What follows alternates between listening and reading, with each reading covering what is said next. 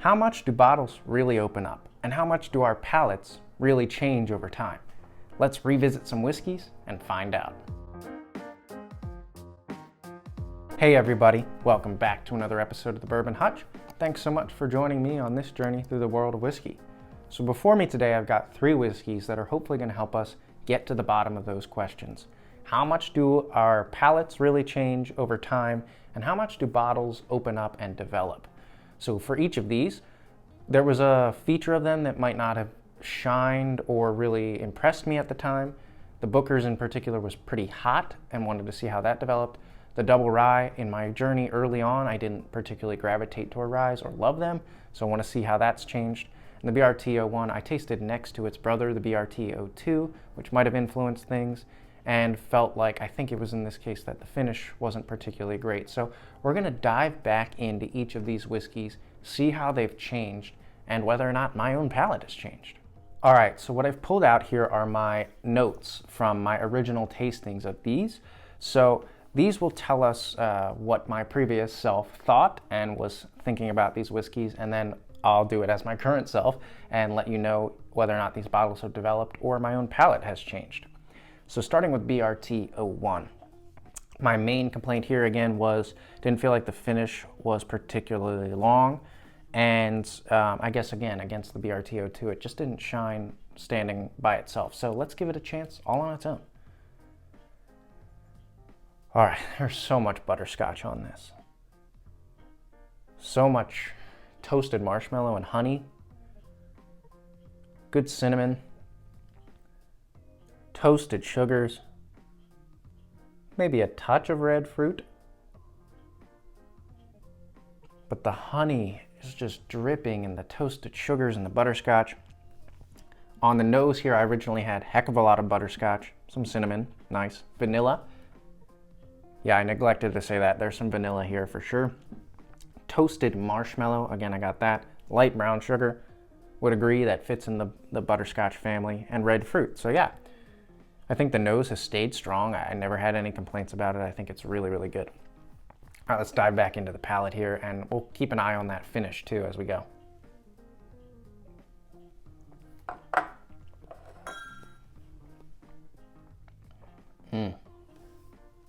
Man, so much of that nose carries through. There's butterscotch, there's vanilla. I do think the spice really comes through with that cinnamon, almost like a brown sugary spice, soft, simmering cinnamon. And then I actually got a good amount of like a darker caramel and oak, sticky oak kind of note going here. So those toasted oak sugars, caramelized barrel, really coming through. What I originally had on the palate here, brown sugar, so agree there. Vanilla, yep, that's there. Toasted sugar, oak underneath. So I wrote oak underneath. I definitely think that's come through and sort of presented itself as more prominent. There is a darker layer here with that caramel and oak that I feel like might have been missing on my first impressions. I had stone fruit, so I do think there's a darker fruit here. Again, palate goes a little bit darker. Less butterscotch. I wrote down less butterscotch. I don't really agree with that. I think there's still a heck of a lot of butterscotch. Caramel covered apple. Again, I can see that caramel really coming through. I had graham cracker. S'mores, almost like s'mores without chocolate, I wrote. So I agree, there's not much chocolate here, but those s'mores characteristics. So the palate stayed very similar, but that oak is no longer an underlying note. It's more of a prominent dark oak and caramel. Nice. And then the finish, thinking about this finish, I had toasted sugar, simmering cinnamon, and dies off a bit. As I'm sitting here, I'm still getting honey, I'm still getting vanilla, still getting some of that cinnamon. So I wouldn't say it necessarily is the most complex or punchy finish overall, but in terms of it dying off, I feel like it's lingering longer than I remember. But I think the most interesting note for me is just how much some of those darker notes have come through on the palate, and I think that's given the finish a little bit more layers, which is nice.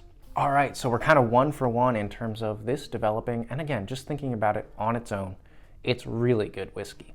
Let's move on to the Bookers. So like I said, my first impressions of the Bookers, again, very solid whiskey. Just, I think what I originally wrote was that the nose was hot and that the finish was a little bit overwhelming with its burn. So let's revisit and see how it's changed. Not very hot on the nose. Lots of good roasted peanut, vanilla, caramel, and a dark chocolate coming through. More dark chocolate than I remember. Now I will note, the closer I get to the glass, the more that ethanol does punch through a little bit. So maybe right out of the glass, my first 2 or 3 pours of this could have come across as much hotter, but right now the nose is pleasant, it's punchy, it's powerful. And the closer you get, the more ethanol you get, but if you treat it with respect like it deserves, it's got a lot of good notes in there. Originally I had hot plus ethanol, so I think my first impression, the first thing I was thinking was that, so that's not necessarily the case anymore. Then I had vanilla bomb caramel, so I agree, there's still vanilla bomb and caramel. Roasted peanuts, I feel like that's really risen up. There's a lot more roasted peanuts and oak and dark chocolate, which I didn't have oak or dark chocolate written down, so I feel like this has developed a little bit. I had black cherry, which I agree, there's some of that. I just wrote hefty Jim Beam, kind of like Jim Beam profile on steroids, so I still agree with that, but I feel like the nose has tamed down a little bit and I've been able to get a little bit more of the darker, rich flavors coming through. Nice.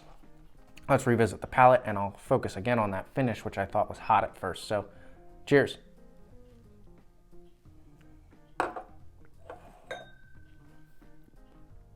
Yeah, that's good, man.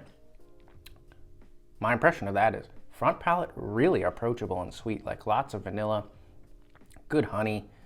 As you get deeper into it and hold it in your mouth for a little bit, more of that peanut and oak comes through and more spice. The spice builds and builds until the finish does still have a heck of a lot of spice and a powerful Kentucky hug going down. So on the palate I had heat, burn, spiky.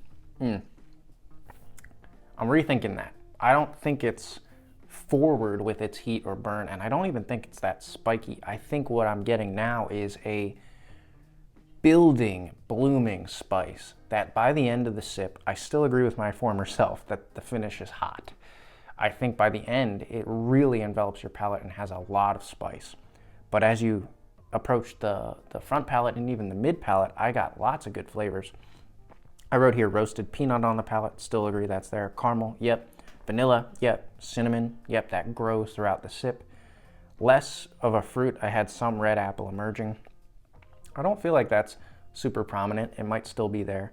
I had chocolate / spicy candy bar. So again, I'm thinking the chocolate and the oak, some of those deeper, cooler, rich, dark flavors are really starting to complement here. Ethanol punch I had written down. Again, I don't think it's as much an ethanol punch as it is a building spice. And I had some barrel char.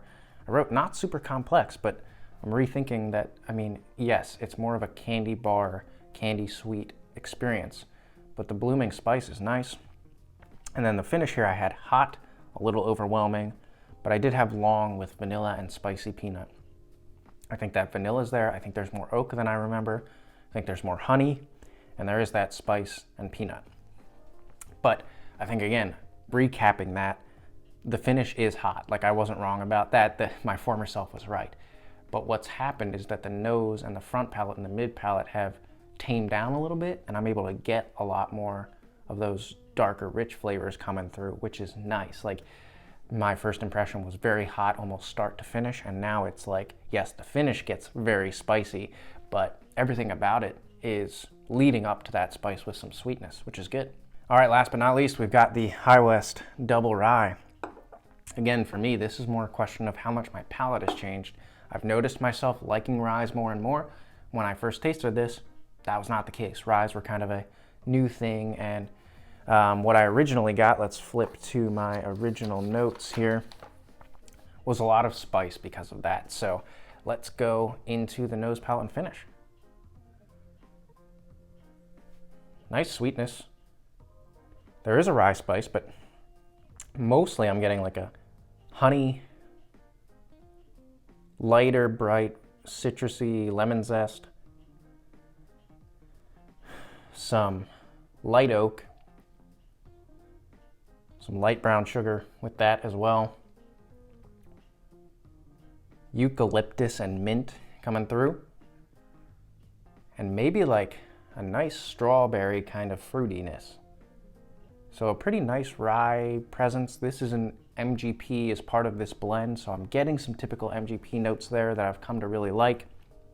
On the nose here, I had written spicy. So again, that was kind of the first word I associated with it. I did say rye spice here, but I don't feel like I'm considering this spicy or overwhelming.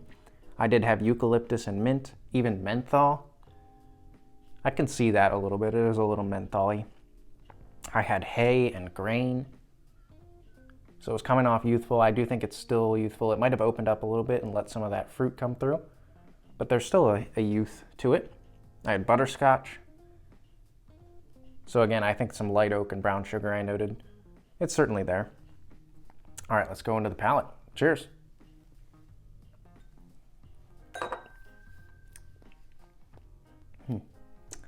Yeah, I enjoy that. It comes across as sweet to me. It's got honey and vanilla with a good rye spice that kind of lingers on the back end, but the honey vanilla comes first. Then there's this like the eucalyptus and mintiness and some herbaceousness like a tea, matching that honey and kind of progressing. There is that nice like strawberry note for me too, red fruit coming through. Let's see what I had originally.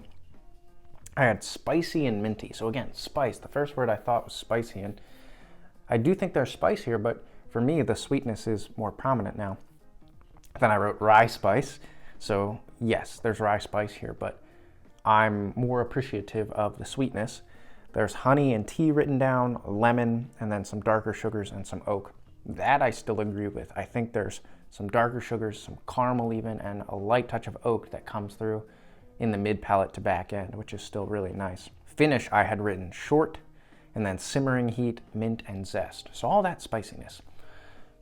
I still think that that's there. There's the rye spice. Kind of like the Booker's, the spice takes over toward the back end, but I'm still getting that vanilla, I'm getting that lemon, and I'm getting that honey. So ultimately, I said that this was not a staple, not something that I might go out and buy again. What I think it is, now that I've reevaluated and come to like ryes more, is that this is like a pretty solid $40 rye. Not at all turning me off. In fact, there's a lot of good flavors that I feel like I missed because I just didn't have a palate necessarily developed for ryes yet. All right, well, I put my notes aside, and just to recap this experience, we'll go backwards. We'll say, does your palate really develop over time? Yes, I've come to like ryes a lot more than I used to. Even something like this High West double rye, which I can admit isn't the most special rye in the world, it's pretty solid. I can appreciate this a lot more than I used to, which is a great thing because now I'm gonna be sipping on this more. This became one of those bottles that sat at the back of my hutch. You can tell I haven't had that much of it. And that's just that psychology of first impressions. Didn't exactly love it, so I haven't really come back to it. Now it's gonna be one that I wanna sip on when I want a nice solid rye, and might even use in some cocktails because I think there's some good herbaceous qualities there. Booker's. The spicy heat of it, I think now that it's opened up a little bit, yes, it has opened up because the nose and the palate, especially the like front palate and mid palate, have really gotten a little bit richer and darker, and I've been able to appreciate those, and the spice is less there. The spice still builds and the finish is still very punchy and very hot. So my former self wasn't necessarily wrong about that. I just think with some time, some of the elements, especially the early experience of this whiskey, you get to appreciate more. And then last but not least, we've got this BRT-01, which I was comparing directly to its brother, BRT-02, but on its own has so many good flavors. I never thought this was a bad whiskey. I think it's still really, really good. But now with some opening up and some darker layers coming through, I think this goes up a tick in my mind into really, really solid release from them, whereas I was thinking this was maybe a little bit more disappointing. Now I'm like, man, glad I have this, and that actually is a very good sipping experience with a finish that was longer than I remember. So, all that being said, I don't think it's the case that my first impressions or former self was dead wrong about any of these. There was still a lot of consistency here, but there's been important ways in which these have changed, and there's important ways in which I've changed and my palate has changed. So I think the overall moral of the story is revisit your whiskey. especially if there's bottles that, sit in the back of your shelves and you haven't really taken a look at in a while. It's always worth going back and seeing whether or not they've developed or whether or not you've changed. So let me know in the comments below. Have you ever had an experience with whiskey where it just changed over time, or your impression of it just totally shifted? Or have you ever had a category of whiskey or a type of whiskey that you didn't like at first, but now that you're more experienced, you really enjoy? Want to start a conversation around how things change as we get further into our whiskey journey. Until I see you guys again for another video, all I can say is keep drinking good whiskey. Don't forget to revisit some of your bottles, and cheers.